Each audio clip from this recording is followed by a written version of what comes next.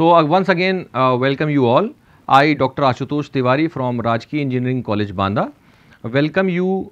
in this lecture. And in this lecture, we are going to study physics KAS 101T / 201T. T stands for theory, and this is the module 1, which is relativistic mechanics. And now we are going to study the 6th lecture on the relativistic mechanics, which is variation of mass with velocity. Let us do a quick recap first कि अभी तक हम लोगों ने क्या क्या चीज़ें पढ़ ली हैं रिलेटिविटी में, इसको पहले एक बार हम लोग समझ लें, जिससे हमें आगे बढ़ने में थोड़ी आसानी रहेगी. तो अभी आपने देखा था पिछले लेक्चर्स में हम लोगों ने एक तो लॉरेंस ट्रांसफॉर्मेशन इक्वेशंस पढ़ी थी पोजीशन और टाइम के बारे में. सबसे पहले हम लोगों ने ये बात करी थी कि दो फ्रेम्स ऑफ रेफरेंसेस हमारे पास, एक फ्रेम S है, दूसरा S डैश है, और फ्रेम S डैश जो है वो positive direction of x axis में v वेलोसिटी से, positive direction of x axis में कुछ v वेलोसिटी से मूव कर रहा है. और यहाँ पर एक पॉइंट P है जिसका कोऑर्डिनेट x कोऑर्डिनेट जो है फ्रेम S से वो x है और फ्रेम S डैश से उसकी वैल्यू x डैश है. तो x और x डैश में क्या रिलेशन होगा, वो रिलेशन हम लोग पहले डिस्कस कर चुके हैं. x dash is equal to x minus v t upon under root of 1 minus we square upon C square. y dash y के बराबर होगा, z डैश z के बराबर होगा, और t डैश जो है वो t minus v into x upon C square upon under root of 1 minus we square upon C square के बराबर होगा. इन लॉरेंस ट्रांसफॉर्मेशन इक्वेशंस के बेसिस पे जो हम लोगों ने पीछे कैलकुलेट किया है, तो तीन चीज़ें अभी तक हम लोग डिराइव कर चुके हैं पिछले लेक्चर्स में. एक तो लेंथ कॉन्ट्रैक्शन का फॉर्मूला हम लोग डिस्कस कर चुके, दूसरा टाइम डायलेशन को भी डिस्कस कर चुके, और इसके जस्ट पहले 5th लेक्चर में हम लोगों ने यहाँ पे रिलेटिविस्टिक वेलोसिटी एडिशन का फॉर्मूला देखा था. इनको भी एक बार क्विकली रिकैप कर लेते हैं कि अगर कोई हमारे पास ऑब्जेक्ट है जिसकी प्रॉपर लेंथ या एक्चुअल लेंथ L0 है, और वो ऑब्जेक्ट किसी ऑब्जर्वर के रिलेटिवली अगर चल रहा है कुछ सर्टेन वेलोसिटी से, v वेलोसिटी से चल रहा है, तो उसकी जो लेंथ है वो कॉन्ट्रैक्टेड महसूस होगी, छोटी लेंथ महसूस होगी उसकी एक्चुअल लेंथ से. और जो कॉन्ट्रैक्टेड लेंथ है और जो उसकी प्रॉपर लेंथ है उसके बीच में रिलेशन हम लोगों ने ये देखा था, L is equal to L0 upon under root of 1 minus we square upon C square. और ये हम डिस्कस कर चुके थे आपसे पहले भी, फिर भी यहाँ बता रहे हैं कि जो फ्रेम S डैश है वो अगर v वेलोसिटी से जा रहा है तो v की वैल्यू 0 तो है नहीं, क्योंकि फ्रेम S डैश किसी न किसी एक पर्टिकुलर वेलोसिटी से मूव कर रहा है. तो ये जो टर्म यहाँ पर मल्टीप्लाई हो रहा है under root of 1 minus we square upon C square, ये निश्चित तौर पे एक से छोटी क्वांटिटी, एक से छोटी वैल्यू है, और एक से छोटी वैल्यू से अगर हम मल्टीप्लाई कर रहे हैं L0 को, तो ऑब्वियसली L की वैल्यू L0 से कम हो जाएगी, यानी लेंथ जो है उसकी कॉन्ट्रैक्टेड महसूस होगी. वही चीज़ यहाँ पर है कि अगर कोई इवेंट हो रहा है किसी फ्रेम में और वो मूविंग फ्रेम है, उसमें अगर हम देख रहे हैं कि इवेंट का जो प्रॉपर टाइम है वो t0 है, और वही इवेंट अगर कोई ग्राउंड पर खड़ा हुआ है ऑब्जर्वर उसको देख रहा है उसी इवेंट को, तो उसको जो टाइम महसूस होगा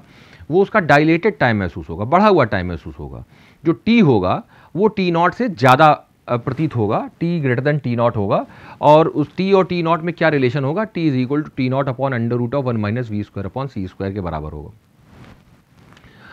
इसी पोजीशन ट्रांसफॉर्मेशंस के बेसिस पे इनको डिफरेंशिएट करके फिर डिवाइड करके हम लोगों ने रिलेटिविस्टिक वेलोसिटी एडिशन का फॉर्मूला भी पिछले लेक्चर में डिराइव किया था. एक बार फिर से इसको रिकैप कर लेते हैं. वो था u dash is equal to u minus v upon 1 minus u into v upon C square. यहाँ पर ये फिर से समझ लेते हैं कि u डैश क्या है, u क्या है, v क्या है. तो v जो है वो वेलोसिटी है फ्रेम S डैश की with respect to frame S, और यहाँ पर ये भी ध्यान रखना होगा कि जो v वेलोसिटी है वो कांस्टेंट है, वेरिएबल नहीं है. क्यों? क्योंकि हम जिस फ्रेम्स की चर्चा यहाँ कर रहे हैं वो frames of references inertial frames, और इनर्शियल फ्रेम्स की खास बात यही होती है कि either they are at rest और they are moving with a constant velocity. तो ये वेलोसिटी जो है फ्रेम S डैश की वो कांस्टेंट है. तो ये फ्रेम इधर की तरफ जा रहा है.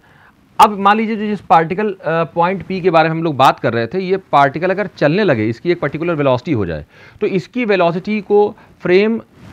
एस का जो ऑब्जर्वर है, फ्रेम एस का जो ऑब्जर्वर है वो देखता है कि इसकी वेलोसिटी उसको यू महसूस होती है, जबकि इसी पार्टिकल की वेलोसिटी फ्रेम एस डैश पर अगर कोई ऑब्जर्वर है तो उसको यू डैश महसूस होती है, डिफरेंट महसूस होती है। तो यू डैश और यू आपस में किस तरीके से रिलेटेड हैं वो उसके लिए ये हमारे पास फार्मूला है जिसको रिलेटिविस्टिक वेलोसिटी एडिशन फार्मूला कहते हैं। U dash is equal to u minus v upon 1 minus u into v upon C square. और इस फार्मूले के 3 डिफरेंट केसेस को भी हम लोग लास्ट लेक्चर में डिस्कस कर ही चुके हैं। तो अब हम लोग आगे यहाँ पर आज स्टडी करेंगे variation of mass with velocity, कि अगर रिलेटिविस्टिक मैकेनिक्स के इन सारी चीज़ों को जो भी हम लोगों ने डिराइव किया था इसके बेसिस पे आगे फर्दर इवेलुएट किया जाए, कैलकुलेट किया जाए, तो ये भी देखने में आता है कि जो पार्टिकल की वेलोसिटी है उसके बेसिस पे उसका जो मास है वो भी चेंज हो जाता है। जबकि गैलीलियन ट्रांसफॉर्मेशंस तक हम लोग ये मानते थे कि मास जो है वो एक फिक्स्ड क्वांटिटी है, वो बदलता नहीं है। लेकिन यहाँ पर अब लॉरेंस ट्रांसफॉर्मेशन और रिलेटिविटी जैसे जैसे प्रोग्रेस कर रही है वहाँ पर हम लोगों को ये अज्यूम करना पड़ रहा है, और ये देखेंगे कि आगे डिराइव करके भी और बाद में further there lot many experiments which proved कि ये एक ऑब्जर्व्ड फैक्ट है कि मास जो है वो वेलोसिटी बढ़ने के साथ साथ बढ़ता है, इंक्रीज करता है। तो यहाँ पर इस रिलेशन पे आप ध्यान दें, ये रिलेशन है m is equal to m naught upon under root of 1 minus we square upon C square. यहाँ पर अगर हम वेलोसिटी ऑफ द पार्टिकल मान लीजिए सपोज ये v की वैल्यू हम बढ़ा रहे हैं, तो v अगर इंक्रीज कर रहा है तो 1 minus we square upon C square होने के कारण जो डिनोमिनेटर है वो घटेगा, उसकी वैल्यू कम होगी। अब डिनोमिनेटर अगर कम होगा तो हमको पता है कि अगर ये डिनोमिनेटर कम है तो ये ओवरऑल क्वांटिटी बढ़ेगी, इसका मतलब है कि मास जो है m वो बढ़ जाएगा। तो यहाँ से ये समझ में आ रहा है कि वेलोसिटी पार्टिकल की बढ़ने के साथ साथ जो पार्टिकल का मास है वो भी इंक्रीज करता है। इसको कहते हैं हम variation of mass with velocity, और इसका डेरिवेशन हम लोग आज देखने जा रहे हैं यहाँ पर। और आप लोगों ने पहले अपनी 11th-12th लेवल की क्लासेस में ये डिस्कस भी किया है, पढ़ा भी है कि हम लोगों को जब साइक्लोट्रॉन पढ़ाया जाता था तो साइक्लोट्रॉन के ड्रॉबैक्स में एक ड्रॉबैक बताया जाता था कि भाई साइक्लोट्रॉन को जो है इलेक्ट्रॉन्स को एक्सेलरेट करने के लिए यूज़ नहीं किया जा सकता। वहाँ पर ये बात सामने आती थी क्योंकि जो इलेक्ट्रॉन्स है उनकी जो वेलोसिटी है वो काफ़ी ज़्यादा होती है and it is comparable to speed of light. तो ऐसे पार्टिकल्स जिनकी वेलोसिटी बहुत ज़्यादा होती है, स्पीड ऑफ लाइट के काफ़ी क्लोज होती है, ऐसे पार्टिकल जो रिलेटिविस्टिक पार्टिकल होते हैं उनके मास में बहुत ज़्यादा तेज़ी से वेरिएशन दिखाई पड़ता है, और वो वेरिएशन जो है वो एक्सपेरिमेंट्स को अफेक्ट करता है। तो यहाँ पर साइक्लोट्रॉन अगर आप फिर से अपनी किताबों को रिफ्रेश करिएगा तो आप देख सकते हैं कि ये साइक्लोट्रॉन का एक ड्रॉबैक था कि वो इलेक्ट्रॉन को एक्सेलरेट नहीं कर पाता, और उसी ड्रॉबैक के जब आप डीप कॉज में जाएंगे तो वहाँ पर यही कॉज मेंशन्ड है कि जो इलेक्ट्रॉन है उसका जो मास है वो बढ़ जाता है जैसे उसकी वेलोसिटी को हम लोग थोड़ा सा बढ़ाते हैं साइक्लोट्रॉन की मदद से। तो यानी कि एक वो तो एक्सपेरिमेंटल फैक्ट है ही, और यहाँ से ये पता चलता है कि वेलोसिटी पार्टिकल की यदि बढ़ती है तो उसका मास भी बढ़ता जाता है, और मास का वेलोसिटी के साथ क्या रिलेशन है वो भी हमने आपसे डिस्कस किया। इसी रिलेशन को हम लोग डिराइव करेंगे जाके। तो यहाँ पर जो बातें भी हमने आपको बताई कि as the velocity increases the mass of the body also increases, यानी वेलोसिटी बढ़ने से मास भी बढ़ता है। और यहाँ पर जो एम नॉट के बारे में बात हो रही है, एम नॉट जो है वो रेस्ट मास है बॉडी का। ये क्या चीज़ होती है, ये कह रहे हैं कि एक्चुअल मास और rest mass of the body can be measured only by any observer who is relatively at rest, relatively at rest with respect to the body and is denoted by m naught. तो m naught या rest mass कौन देख सकता है? M naught या rest mass वो observer देख पाएगा जो उस पर्टिकुलर पार्टिकल के रिस्पेक्ट में रेस्ट पे हो। अगर ऑब्जर्वर और पार्टिकल के बीच में किसी भी एक पर्टिकुलर वेलोसिटी से रिलेटिव मोशन हो रहा है तो ऑब्जर्वर किसी भी परिस्थिति में उस पार्टिकल का जो मास है, एक्चुअल मास जिसको रेस्ट मास कहते हैं, उसको कभी भी नोटिस नहीं कर पाएगा। हमेशा उसको इंक्रीज्ड मास ही महसूस होगा, और वो इंक्रीज्ड मास जो है इस फॉर्मूले से कैलकुलेट किया जा सकता है। Now let us try to derive this expression, and this is very important derivation so far as the university examination is considered. So now let us again recap this thing that there are two different frames, एक S है और दूसरा S dash है, और both the frames are inertial in nature. The frame S dash is moving with velocity v in the positive direction of x axis and the frame S dash is at rest. अब हम लोगों ने जब Einstein के postulates of special theory of relativity पढ़े थे तो वहाँ पर पहले पॉस्टुलेट में पढ़ा था कि जितने भी लॉज हैं फिजिक्स के, वो सभी ये फ्रेम ऑफ रेफरेंस में एक जैसा व्यवहार रखते हैं, उनमें कोई अंतर नहीं आता। तो मान लीजिए एक वेल स्टैब्लिश्ड लॉ जो है हमारे पास मोमेंटम कंजर्वेशन का, वो मोमेंटम कंजर्वेशन हम लोग जानते हैं कि कोई अगर एक्सप्लोजन की घटना हो रही है या दो बॉडीज कोलाइड कर रही हैं, कोलिजन हो रही है, तो वहाँ पे मोमेंटम कंजर्व रहता है। तो मोमेंटम कंजर्वेशन का जो कॉन्सेप्ट है वो फिर बदलना नहीं चाहिए अगर आइंस्टीन का पॉस्टुलेट सही है तो मोमेंट हम लोग क्या कर रहे हैं, एक एक्सपेरिमेंट के बारे में चर्चा कर रहे हैं। इसमें हमारे पास दो बॉडीज़ हैं, हम पहले दो आइडेंटिकल बॉडीज़ लेकर के चल रहे हैं, जिनके दोनों आइडेंटिकल मतलब दोनों के मास सेम है, और दोनों आइडेंटिकल बॉडीज़ एक दूसरे की तरफ सेम स्पीड से आ रही हैं, और ये एक दूसरे को कोलाइड करती हैं। कोलाइड करने के बाद में एम्बेडेड हो जाती हैं और they come to rest with respect to the frame S dash. एक बार फिर से हम पूरी बात आपको बता रहे हैं इस घटना को, कि दो हमारे पास आइडेंटिकल बॉडीज़ हैं जिनके मास एक जैसे हैं, दोनों बॉडीज़ एक दूसरे की तरफ आ रही हैं, सेम स्पीड से आ रही हैं, आ करके टकराती हैं और टकरा करके एक दूसरे में एम्बेडेड हो जाती हैं, चिपक जाती हैं, and they come to rest with respect to the frame S dash. इस बात का क्या मतलब है कि वो फ्रेम एस डैश के रिस्पेक्ट में रेस्ट पे आ जाती है। इसका मतलब है जो फ्रेम एस डैश है वो कितनी स्पीड से चल रहा है, उसकी वेलोसिटी कितनी है, उसकी वेलोसिटी v है, कहाँ पर है, along the positive direction of x axis. तो ये जो दोनों बॉडीज़ हैं ये जब एक दूसरे में एम्बेडेड हो जाती हैं, तब उस समय एम्बेडेड स्टेट में भी इनकी कंबाइंड वेलोसिटी कितनी होगी, v। किसके रिस्पेक्ट में है, उस ऑब्जर्वर के रिस्पेक्ट में जो कहाँ पर खड़ा है, ग्राउंड पे खड़ा है या फ्रेम एस डैश पे खड़ा हुआ है। तो अगर मैं मोमेंटम कंजर्वेशन यहाँ पर यूज़ करूँ तो हमें पता है कि total momentum before collision should be equal to total momentum after collision. तो ये मोमेंटम कंजर्वेशन यूज़ करूँगा तो मुझे कुछ ऐसी इक्वेशन मिलेगी कि m into certain velocity v plus m into certain velocity minus v क्यों, क्योंकि दूसरा पार्टिकल अपोजिट डायरेक्शन में आ रहा है, is equal to zero. Zero क्यों हो जाएगा, क्योंकि दोनों एक दूसरे में एम्बेडेड हो गई हैं और वहीं पर फ्रेम एस डैश के रिस्पेक्ट में रेस्ट पे आ गई। तो जो फ्रेम एस डैश का ऑब्जर्वर है वो इस तरह से मोमेंटम कंजर्वेशन की इक्वेशन लिखेगा। लेकिन जो फ्रेम एस है जो रेस्ट पे है, ये सारी घटना कहाँ हो रही है, ये सारी घटना फ्रेम एस डैश पे हो रही है और फ्रेम एस डैश मूव कर रहा है एक पर्टिकुलर वेलोसिटी से। तो फ्रेम एस का जो ऑब्जर्वर है वो क्या देख रहा है, अब फ्रेम एस का ऑब्जर्वर ये देख रहा है कि वो कहता है कि मुझे तो दोनों पार्टिकल जो हैं उनकी मासेस अलग अलग उसको दिखाई पड़ रहे हैं। वो कहता है कि मेरी दृष्टि में पार्टिकल ए जो है उसका मास कितना है, m1 है, और जो पार्टिकल बी है उसका मास m2 है। वो कहता है कि मुझे दिखाई पड़ रहा है कि ये वाला जो पार्टिकल है ये कितनी वेलोसिटी से जा रहा है, u डैश, और ये कितनी वेलोसिटी से जा रहा है, minus u dash, actually with respect to frame S dash. But frame S के ऑब्जर्वर को इसकी वेलोसिटी महसूस होती है u1 और इसकी वेलोसिटी महसूस होती है u2। फिर से एक बार यहाँ पर ध्यान दीजिए क्योंकि बड़ा इंपॉर्टेंट पॉइंट है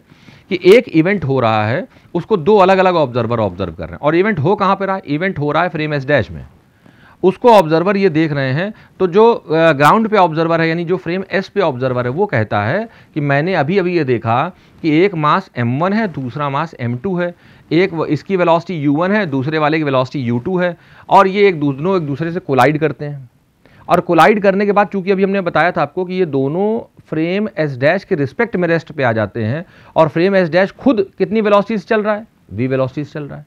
तो ग्राउंड पे खड़ा वाला ऑब्जर्वर क्या कहेगा, वो तो कहेगा कि मुझे एक मास m1 दिखता है, उसकी वेलोसिटी u1 है, दूसरा मास m2 उसकी वेलोसिटी u2 है, और दोनों एक दूसरे में कोलाइड करते हैं, और कोलाइड करने के बाद दोनों v वेलोसिटी से positive direction of x axis में मूव करने लगते हैं।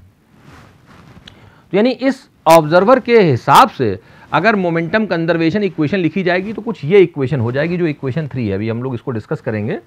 कि वो क्या कहेगा, ग्राउंड पे खड़ा हुआ ऑब्जर्वर क्या कहेगा, वो कहेगा कि m1 u1 plus m2 u2 ये टोटल मोमेंटम हो जाएगा बिफोर कोलिजन। और आफ्टर कोलिजन वो क्या देख रहा है, आफ्टर कोलिजन देख रहा है कि दोनों एम्बेडेड हो गए, तो एम्बेडेड हो गए तो दोनों का मास ऐड हो जाएगा, m1 प्लस m2 जुड़ जाएगा, और दोनों फ्रेम एस डैश के साथ ही चल रहे हैं, यानी दोनों की जो कंबाइंड वेलोसिटी है वो ग्राउंड पे खड़े हुए ऑब्जर्वर को क्या दिखाई पड़ रही है, v। तो उसके लिए मोमेंटम कंजर्वेशन इक्वेशन हो जाएगी m1 u1 plus m2 u2 is equal to m1 plus m2 into v।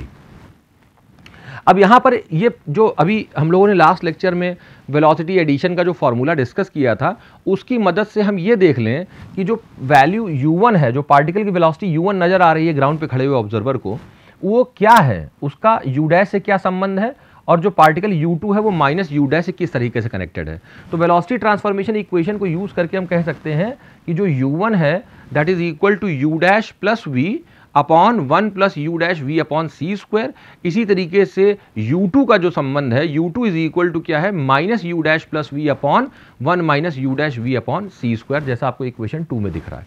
अब अगर कंजर्वेशन ऑफ लीनियर मोमेंटम, क्योंकि ये हो ही रहा है कोलिजन में, तो उसको ग्राउंड पे खड़ा हुआ ऑब्जर्वर जो देख रहा है, अभी हमने आपको बताया था इक्वेशन 3 दिख रही है, m1 u1 plus m2 u2 is equal to m1 plus m2 into v। तो इक्वेशन 1 और 2 से जो u1 और u2 की वैल्यू है वो अगर मैं यहाँ पर सब्स्टिट्यूट कर दूँ, इक्वेशन 3 में यूज़ करूँ इसको, तो कुछ इस तरह का इक्वेशन बन जाएगी। m1 इंटू ये वैल्यू किसकी है, u1 की, m2 ये वैल्यू किसकी है, u2 की, और is equal to m1 plus m2 into v। इस तरह से हमें इक्वेशन 4 मिलेगी। फर्दर अगर इसको और करा जाए तो m1 वाले टर्म अगर लेफ्ट हैंड साइड में ले आ जाएं और m2 वाले टर्म अगर राइट हैंड साइड में ले आ जाएं तो कुछ इस तरीके का दिखेगा। m1 within brackets u dash plus v upon 1 plus U dash V upon सी स्क्वायर माइनस v, और m2 is equal to within brackets v minus U dash plus v upon 1 minus U dash V upon C square. तो मैं तो आपको यही suggest करूंगा कि इस derivation को साथ साथ आप अगर मेरे सॉल्व करते हुए चलें, अपने नोट पैड और पेन को निकाल लें और साथ साथ करते चलेंगे तो आपको ज़्यादा समझ में आएगा और डेरिवेशन के स्टेप्स भी आपको क्लियर होते चले जाएंगे। यहाँ पर अगर मैं ये जो डिनोमिनेटर में टर्म है 1 plus U dash V upon सी स्क्वायर, इसको अगर एलसीएम ले लें तो ये इससे मल्टीप्लाई हो जाएगा v से। तो यहाँ पे v जब इससे मल्टीप्लाई होगा तो क्या हो जाएगा, माइनस v, और इससे मल्टीप्लाई होगा तो minus U dash V square upon सी स्क्वायर, और डिनोमिनेटर आ जाएगा 1 plus U dash V upon सी स्क्वायर। इसी तरीके से अगर राइट हैंड साइड में देखें तो डिनोमिनेटर में जो टर्म है 1 minus U dash V upon सी स्क्वायर, इसको यदि एलसीएम ले लिया जाए यहाँ पर तो ये टर्म इससे मल्टीप्लाई होगा तो ये हो जाएगा v minus U dash V square upon सी स्क्वायर, और ये माइनस माइनस हो जाएगा प्लस, प्लस यू डैश, और ये माइनस प्लस मिलके माइनस हो जाएगा यू डैश माइनस वी। अब अगर आप इसको देखें ध्यान से इस पूरे एक्सप्रेशन को, तो यहाँ पर आप ये देख सकते हैं कि जो प्लस v है ये माइनस v से कैंसिल आउट हो जाएगा। इसी तरीके से यहाँ वाला भी प्लस v माइनस v से कैंसिल आउट हो जाएगा, और जो इधर ये टर्म बचा है u dash minus U dash V square upon सी स्क्वायर, और इधर आप देखिए u dash minus U dash V square upon सी स्क्वायर। तो एक तरीके से अगर आप देखें तो डिनोमिनेटर यहाँ का और यहाँ का दोनों तरफ का सेम है, तो आप ये पूरा डिनोमिनेटर यहाँ से, ये पूरा डिनोमिनेटर इस पूरे न्यूमरेटर पूरा इस न्यूमरेटर से कैंसिल आउट हो जाएगा। यहाँ से अगर आप फर्दर देखें अगले स्टेप में जो है सॉल्व किया गया कि न्यूमरेटर को कैंसिल आउट किया गया है, तो m1 अपॉन m2 अगर ले जाएंगे और यहाँ का जो ये डिनोमिनेटर वाला टर्म है ये क्रॉस मल्टीप्लाई करके आप दूसरे साइड के न्यूमरेटर में ले जाते हैं, तो you will get this equation that m1 upon m2 should be equal to 1 plus U dash V upon C square upon 1 minus U dash V upon C square, which is equation number 8। अब यहाँ जो equation हमारे पास आई है, ये जो equation 8, इसी पे अभी हम लोग थोड़ी देर बाद दोबारा आएंगे और इसकी चर्चा करेंगे। लेकिन यहाँ पर एक प्रॉब्लम ये है कि m1 और m2 ये मासेस किसको दिखाई पड़ रहे हैं पार्टिकल्स के, ये उस ऑब्जर्वर को दिखाई पड़ रहे हैं जो ग्राउंड पे खड़ा है, यानी जो फ्रेम s पे खड़ा है। और u डैश कौन सी वेलोसिटी है, u डैश जो वेलोसिटी है उन पार्टिकल्स की जो कोलाइड कर रहे थे, ये कहाँ से नज़र आ रही है, ये नज़र आ रही है फ्रेम s डैश के ऑब्जर्वर को। तो या तो सारी के सारा एक्सप्रेशन हमारे पास कुछ ऐसा मिल जाए, उन्हीं चीज़ों के फॉर्म में मिल जाए जो चीज़ें ग्राउंड पे खड़ा हुआ ऑब्जर्वर देख रहा है। अब कुछ चीज़ें हमें ग्राउंड से दिख रही हैं और कुछ चीज़ें हमें फ्रेम एस डैश से दिख रही हैं, तो हम क्या करेंगे, कुछ मैथमेटिक्स का यहाँ इस्तेमाल किया जाएगा और जो ये टर्म आ रहे हैं यू डैश वाले, इनको हम हटाने की यहाँ से कोशिश करेंगे ताकि हमारा सिंपल एक फार्मूला बन जाए और ये उन्हीं चीज़ों के टर्म्स में बन जाए जो चीज़ें हमको ग्राउंड से खड़े खड़े दिख रही हैं, यानी उस ऑब्जर्वर को दिख रही हैं जो ऑब्जर्वर फ्रेम एस पे है। इसके लिए क्या करना पड़ेगा, थोड़ी सी मैथमेटिक्स का इस्तेमाल करते हैं कि जैसे हमारे पास जो इक्वेशन 1 थी, इक्वेशन 1 आपको याद होगा u1 की वैल्यू थी कि u1 और u डैश का रिलेशन था, तो u1 is equal to U dash plus V upon 1 plus U dash V upon C square था। तो इसके दोनों तरफ अगर हम स्क्वायर कर दें तो u1 square is equal to ये इधर वाले टर्म का स्क्वायर हो जाएगा, और फर्दर इसको अगर हम रीअरेंज करें थोड़ा सा, और क्योंकि हम इस टर्म की वैल्यू निकालना चाहते हैं, 1 minus U one square upon सी स्क्वायर। मान लीजिए इस टर्म को कंसीडर करिए जो लेफ्ट साइड में लिखा हुआ है 1 minus U one square upon सी स्क्वायर। तो यू वन स्क्वायर की जो वैल्यू यहाँ आ रही है इक्वेशन 9 में, इसको अगर हम यहाँ यूज कर लें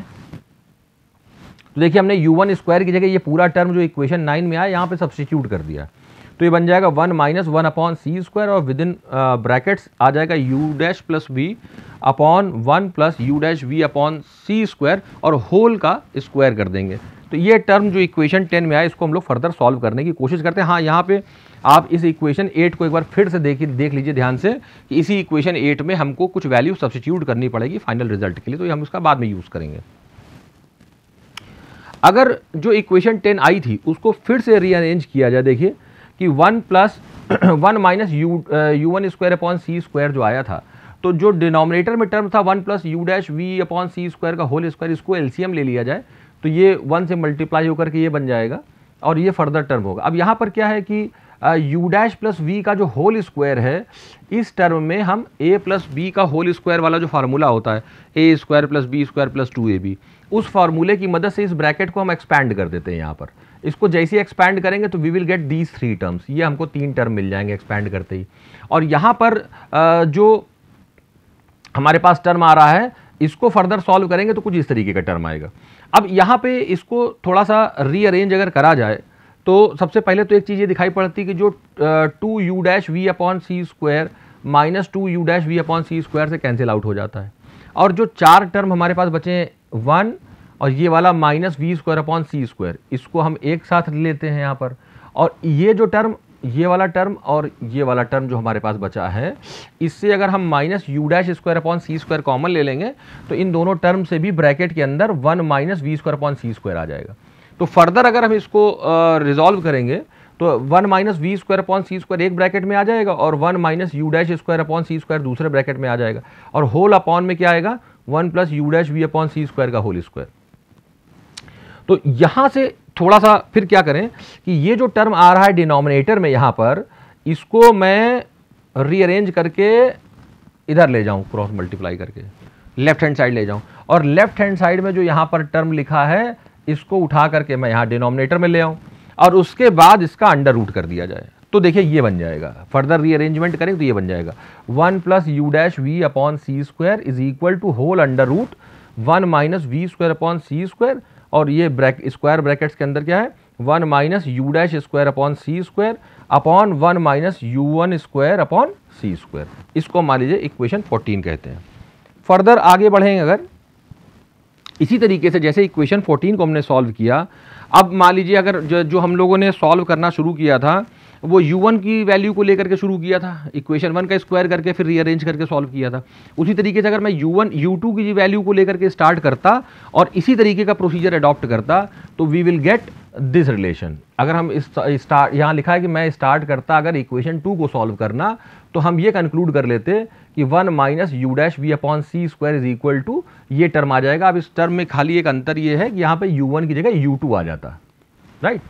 यहाँ पर आपको u2 मिल रहा था और यहाँ पर प्लस की जगह पे देखिए माइनस मिल रहा था। ये दो परिवर्तन हुए हैं इक्वेशन नंबर 15 में। ये डिराइव हो जाता अगर मैं इक्वेशन 2 से स्टार्ट करता सॉल्व करना इसको। अगर इक्वेशन 14 और 15 दोनों को हम आपस में डिवाइड कर दें तो हमको कुछ इस तरह का टर्म मिलेगा 1 plus U dash V upon C square whole upon 1 minus U dash V upon C square is equal to करें तो दोनों इक्वेशन आप 14 और 15 को आप देखेंगे तो दोनों के न्यूमरेटर ये वाले जो टर्म है आपस में कैंसिल आउट हो जाएंगे। तो केवल क्या बचेगा under root of 1 minus U two square upon C square upon 1 minus U one square upon C square. और एक बात देखिए, अगर आप वापस आप उसी इक्वेशन में चलिए जिस पे हमने आपको रोक रखा था m1 अपॉन m2 वाली इक्वेशन, तो m1 अपॉन m2 वाली इक्वेशन में अगर आप ध्यान दें तो राइट हैंड साइड में आपको यही वाला टर्म मिल रहा था। m1 अपॉन m2 में राइट हैंड साइड ये वाला टर्म मिल रहा था। तो अब राइट हैंड साइड में जो ये टर्म मिल रहा था उसकी जगह पर इस इक्वेशन की मदद से आप ये वाला term under root of 1 minus U two square upon C square whole upon 1 minus U one square upon C square place कर सकते हैं। तो आपको जो फॉर्मूला मिलेगा वो कुछ इस तरीके का मिल जाएगा। अगर आप वहाँ पे इक्वेशन 8 में इसको सब्स्टिट्यूट करोगे तो 14 15 को पहले डिवाइड करना है और जो रिलेशन आ जाएगा उस रिलेशन को आप कहाँ पे प्लेस कर रहे हो, इक्वेशन 8 में प्लेस कर रहे हो। तो आपको कुछ इस तरीके का रिलेशन मिलेगा, m1 upon m2 is equal to under root of 1 minus u2 square upon C square upon 1 minus u1 square upon C square. इस इक्वेशन को अगर फर्दर रिजॉल्व किया जाए और थोड़ा सॉल्व किया जाए, देखिए मान लेते हैं कि जो यहां मास m2 है यहां पर इस इक्वेशन में, इक्वेशन नंबर 16 में, अगर वो रेस्ट पे होता तो, अगर m2 मास रेस्ट पे होता तो m2 का जो मास हो जाएगा वो रेस्ट मास हो जाएगा, यानी फिर हम सीधे सीधे m2 ना लिख करके क्या लिखेंगे, उसको हम m0 लिखेंगे। और अगर m2 मास रेस्ट पे है तो उसकी जो वेलोसिटी u2 है वो भी तो जीरो हो जाएगी, u2 भी जीरो हो जाएगा। तो m2 हो जाएगा m0 और u2 जीरो हो जाएगा। तो u2 जीरो होते ही वो जो न्यूमरेटर का टर्म है ये तो कितना रह जाएगा, 1 रह जाएगा। तो यही इक्वेशन बदल जाएगी ऐसे, m1 is equal to m0 upon under root of 1 minus u1 square upon C square.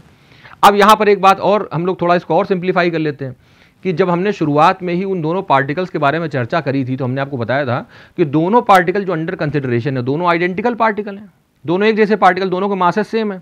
तो यहाँ पर फिर m1 m2 लिखने का कोई मतलब ही नहीं है, हम सीधे सीधे m1 को क्या लिख सकते हैं, m लिख सकते हैं। तो ये इक्वेशन क्या बन जाएगी, और यहाँ पर जब एक ही पार्टिकल है, मतलब दो पार्टिकल जो थे जिसको हम पहले m1 और m2 कह रहे थे और शुरुआत में बताया भी था कि दोनों आइडेंटिकल पार्टिकल हैं,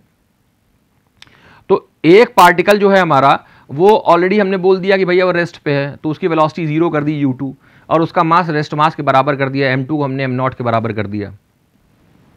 और जो दूसरा वाला पार्टिकल है वही अकेला पार्टिकल बचा तो उसके मास को हम सीधे m कह दे रहे हैं और उसकी वेलोसिटी u1 को v कह दे रहे हैं। तो यहाँ पर अगर आप देखेंगे तो यही इक्वेशन जो है वो इसमें रिड्यूस हो जाएगी। Equation 17 can also be written as m is equal to m0 upon under root of 1 minus v square upon C square. ये जो इक्वेशन है, इक्वेशन 18, यही रिलेशन है variation of mass with velocity का। अब हम लोग इस इक्वेशन पे देखते हैं कि हमें 3 केसेस समझ में आ रहे हैं। पहला केस ये है कि when the velocity of the body v is very small as compare to the velocity of light c, तब क्या होगा, तो v स्क्वायर अपॉन सी स्क्वायर तो नेग्लिजिबल हो जाएगा। उस समय क्या होगा, उस समय m जो है m0 के बराबर होगा। इसका मतलब है कि नॉर्मल कोर्स ऑफ नेचर में अगर पार्टिकल की वेलोसिटी बहुत कम है as compare to the speed of light तो उसका मास हमेशा रेस्ट मास के बराबर ही होता है। इसीलिए हम लोगों ने 11th-12th लेवल पर जिन प्रॉब्लम्स को स्टडी किया उसमें हम लोगों को दे दिया जाता था कि पार्टिकल का मास फिक्स है 5 किलोग्राम, 2 किलोग्राम, 3 किलोग्राम। वहाँ पर ये इस तरीके की चर्चा हम लोग नहीं करते थे कि वेलोसिटी चेंज होने के साथ साथ मास में वेरिएशन को स्टडी करें। अब यहाँ पर दूसरी बात क्या है, if the velocity of the body v is comparable to the velocity of light, अगर velocity comparable to the velocity of light है तो क्या दिख रहा है कि m ग्रेटर देन m0 आ रहा है। इसका मतलब है कि अगर पार्टिकल की velocity speed of light comparable है तो उसका जो मास है वो हमेशा उसके रेस्ट मास से ज़्यादा महसूस होगा। जो हमने आपको शुरू में ही बता दिया था कि अगर पार्टिकल की वेलोसिटी आप बढ़ाते हैं तो उसका मास भी इंक्रीज करता है। उसी बात को यहाँ पर कहा जा रहा है कि इंक्रीज ऑफ मास है। केस 3 जो है, suppose the velocity of the body is equal to the velocity of light then it possesses infinite mass. ये बड़ा इंपॉर्टेंट बात है कि v अगर c के बराबर हो जाएगा तो m जो है वो इन्फिनिटी हो जाएगा, और इनफाइनाइट मास का मतलब बहुत लार्ज मास के बारे में बात हो रही है। तो the effective mass of the particle has been experimentally verified by using particle acceleration in case of electrons, जो हमने आपसे चर्चा करी थी, and protons in by increasing their velocity very close to the velocity of light. So thank you all for being with us, and we have studied variation of mass with velocity today. Thank you.